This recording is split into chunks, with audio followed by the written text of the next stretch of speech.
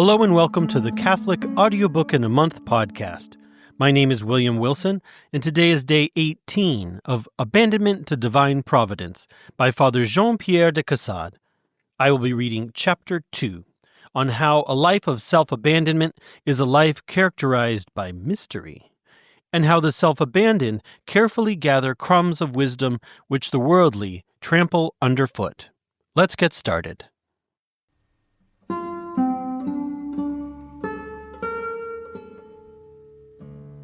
Chapter 2. The more God seems to withdraw light from the soul abandoned to his direction, the more safely he guides her.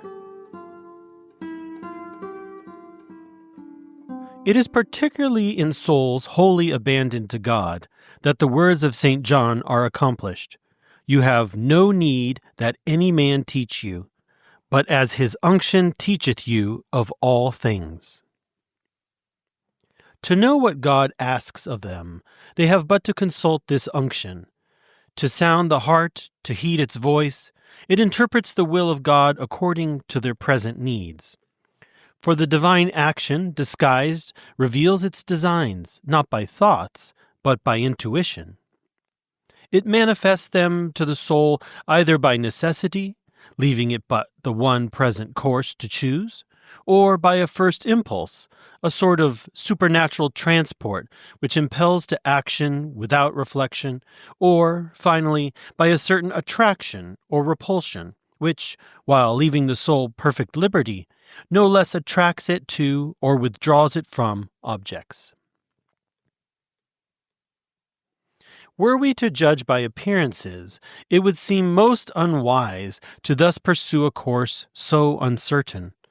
A course of conduct in which, according to ordinary rules, we find nothing stable, uniform, or regular. It is nevertheless at bottom the highest state of virtue, and one which usually is only attained after long exercise therein. The virtue of this state is virtue in all its purity. In fact, it is perfection. The soul is like a musician who, to long practice, unites great knowledge of music. He is so full of his art that, without any effort, all that he does therein is perfection. And if his compositions be examined, they will be found in perfect conformity with prescribed rules. One is convinced that he will never succeed better than when he acts without restraint, untrammeled by rules which fetter genius when too scrupulously followed, and his impromptus, like so many masterpieces, are the admiration of connoisseurs.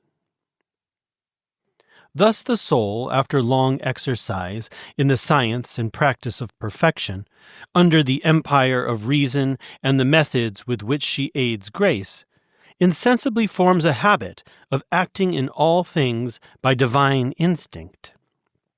Such a soul seems to intuitively accept as best the first duty that presents itself, without resorting to the reasoning which she formerly found necessary.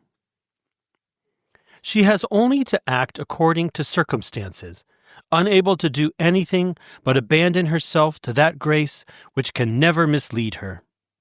The work of a soul in this state of simplicity is nothing less than marvelous to eyes and minds divinely enlightened. Without rule, yet exactness itself. Without measure, yet nothing better proportioned. Without reflection, yet nothing more profound. Without ingenuity, yet nothing better managed. Without effort, yet nothing more efficacious. Without forethought, yet nothing better fitted to unforeseen events. The divine action frequently gives by means of spiritual reading knowledge which the authors never possessed. God makes use of the words and actions of others to inspire hidden truths. If he wills to enlighten us by such means, it is the part of the self-abandoned soul to accept them, and all means which become the instrument of the divine will possess an efficacy far surpassing their natural and apparent virtue. A life of self-abandonment is characterized by mystery. It is a life which receives from God extraordinary, miraculous gifts through commonplace, fortuitous events, chance encounters, where nothing is visible to human eyes but the ordinary workings of men's minds and the natural course of the elements. Thus the simplest sermons, the most commonplace conversations, the least elevating books, become to these souls by virtue of the will of God sources of intelligence and wisdom. Therefore they carefully gather the crumbs of wisdom which the worldly wise trample underfoot.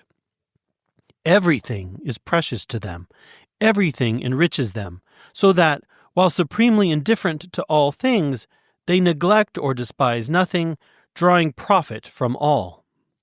When we behold God in all things and use them by His order, it is not using creatures, but enjoying the divine action which transmits its gifts through these different channels. They are not of themselves sanctifying, but only as instruments of the divine action, which can, and frequently does, communicate its graces to simple souls by means apparently contrary to the end proposed.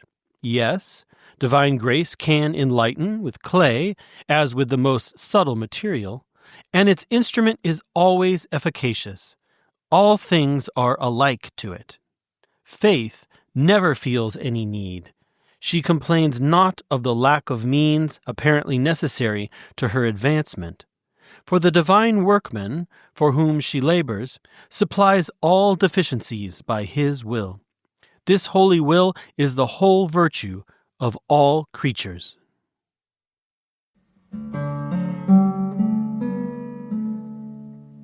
That's all for today. I hope you enjoyed the reading.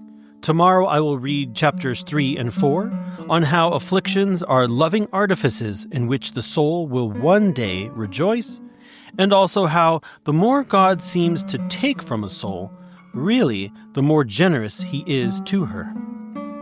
If you have enjoyed today's podcast, please subscribe, rate, share, and help us grow.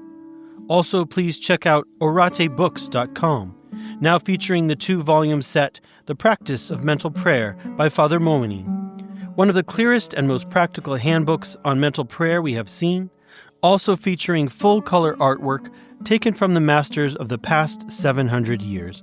That's oratebooks.com. If you'd like to learn more about us, please visit oratepodcasts.com. That's ORATE podcasts.com. Thanks for listening, and I'll see you tomorrow.